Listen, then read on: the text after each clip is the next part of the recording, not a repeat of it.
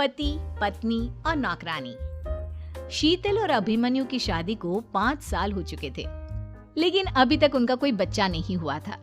इसकी वजह से शीतल और अभिमन्यु परेशान रहते थे, लेकिन उन दोनों से ज्यादा परेशान थी शीतल की सास, यानी अभिमन्यु की माँ जानकी देवी। जानकी देवी चाहती थी कि जल्दी से जल्दी उनकी गोद में पोता या पोती आ जाए, और इसीलिए वो अपनी बहू शीतल को लेकर एक दिन हॉस्पिटल पहुंची। डॉक्टर मैडम, जरा ठीक से चेक करके बताइए ना। कई बड़े बड़े डॉक्टर को दिखाया है, लेकिन मेरी बहू माँ ही नहीं बन पाती। मैंने शीतल को बहुत अच्छे से चेकअप किया है। देखिए, बात यह है कि शीतल के अंदर माँ बनने की कैपेसिटी नहीं है। ये आप क्या कह रही हैं डॉक्टर साहब? कोई तो इलाज होगा ना, कोई दवाई दे दीजिए। देखिए, कुछ प्रॉब्लम ऐसी होती है जिनका कोई ट्रीटमेंट नहीं होता। आई एम सॉरी टू से, लेकिन शीतल कभी माँ नहीं बन सकती, क्योंकि उसके यूट्रस में अंदर से ही कुछ प्रॉब्लम है। घर आने के बाद क्या हुआ माँ? कहाँ लेकर गई थी आप शीतल को? अरे कहाँ लेकर जाती, डॉक्टर मैडम के पास ले गई थी, लेकिन तेरी बीवी तो कभी माँ बन ही नहीं सकती। मम्मी जी, इसमें मेरी क्या गलती? अगर अंदर से कोई प्रॉब्लम है तो उसमें मैं भी कुछ नहीं कर सकती। जानती हूँ, ये बात डॉक्टर के मुंह से सुन चुकी हूँ। अब दोबारा मेरे सामने इस बात का गाना मत गा। अरे माँ, परेशान होने की जरूरत नहीं है, हम सोचते हैं ना कुछ। अरे क्या सोचेगा तू? जब डॉक्टर कह चुका है कि तेरी बीवी माँ नहीं बन सकती, तो बता क्या सोचेगा तू? कहाँ से लाएगा बच्चा? माँ, ये तो मैं भी नहीं जानता। अभिमन्यु, क्यों ना हम अनाथ आश्रम से एक बच्चा गोद ले आएं? क्या फर्क पड़ता है बच्चा हमारा हो या गोद लिया हुआ? आई बड़ी बातें बनाने वाली। क्या फर्क पड़ता है? अरे क्यों फर्क नहीं पड़ता? मुझे इस वंश को आगे बढ़ाने के लिए मेरे बेटे का खून चाहिए, किसी दूसरे का नहीं। लेकिन माँ, आप जानती हैं कि ये अब पॉसिबल नहीं है। मैं कुछ नहीं जानती। मैं किसी पराये की औलाद को इस घर में अपना पोता या पोती बन के बढ़ता हुआ नहीं देख सकती। मेरा वंश मेरे बेटे के खून से ही आगे बढ़ेगा।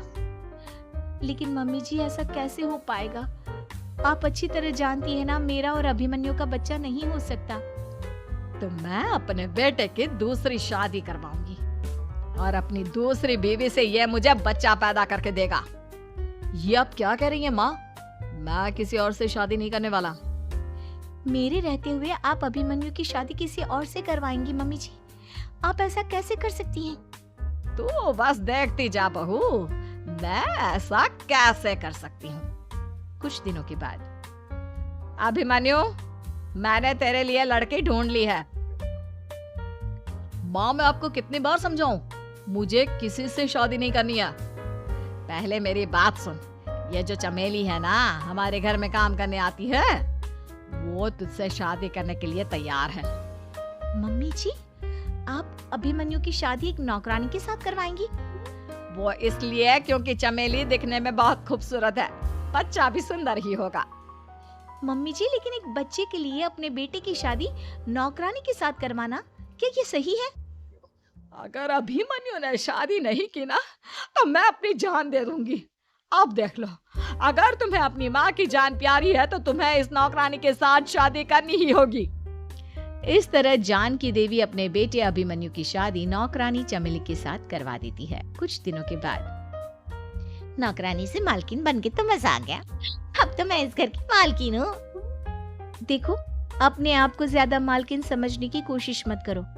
एक बार तुम्हारा और अभिमन्यु का बच्चा इस दुनिया में आ जाए, उसके बाद तुम इस घर से हमेशा के लिए चली जाना। अरे जाओ जाओ, किसी और के आगे बातें बनाना। एक बच्चा तो पैदा नहीं कर सकी। बढ़िया आई, जाओ जाकर मेरे लिए कॉफी बना कर लाओ।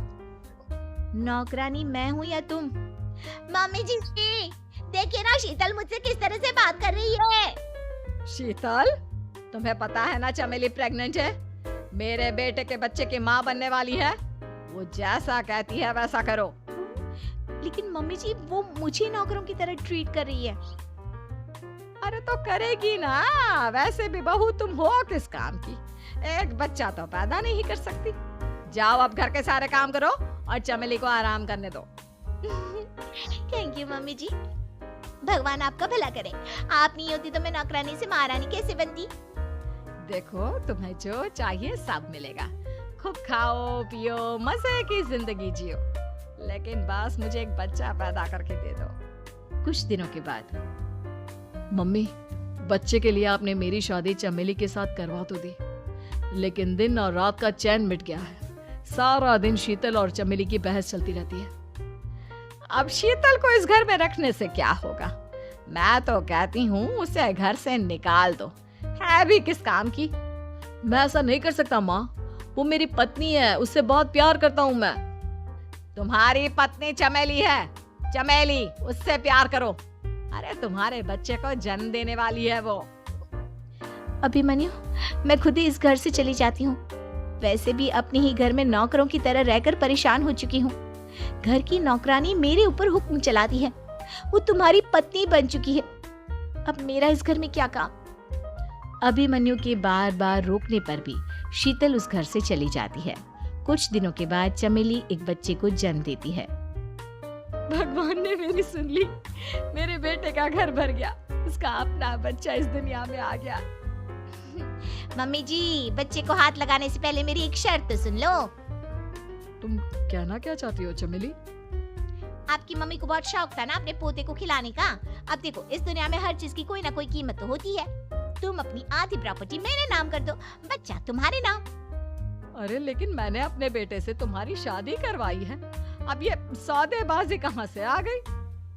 जो औरत अपनी बहू को घर से निकाल कर एक नौकरानी के साथ अपने बेटे की शादी करवा दे, वो तो सौदेबाजी कर ही सकती है ना।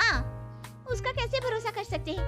मुझे बस आप लोगों की प्रॉपर्टी चाहिए, उसके बाद ही बच्चे को आप हाथ लगा सकते हैं। मैंने कहा था ना मम्मी, आप गलत कर रही हैं। देखिए, उसका नतीजा आपके सामने है। जब शीतल को पता चलता है कि अभिमन्यु और चमेली का बच्चा दुनिया में आ गया है, तो वो अपने घर पहुंचती है। अभिमन्यु, कहाँ है आपका बच्चा? क्या मैं उसे देख सकती हूँ? कुछ भी मत पूछो शीतल, माँ की हुई एक गलती हम लोगों पर भारी पड़ रही है।